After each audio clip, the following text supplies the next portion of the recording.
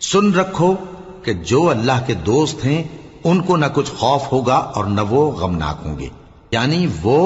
جو ایمان لائے اور پرہیزگار رہے ان کے لیے دنیا کی زندگی میں بھی بشارت ہے اور آخرت میں بھی اللہ کی باتیں بدلتی نہیں، یہی تو بڑی کامیابی ہے۔ اور اے پیغمبر ان لوگوں کی باتوں سے آزردہ نہ ہونا، کیونکہ عزت سب اللہ ہی کی ہے، وہ سب کچھ سنتا ہے، جانتا ہے۔ سن رکھو کہ جو مخلوق آسمانوں میں ہے اور جو زمین میں ہے سب اللہ ہی کے بندے ہیں، اور یہ جو اللہ کے سوا اپنے بنائے ہوئے شریکوں کو پکارتے ہیں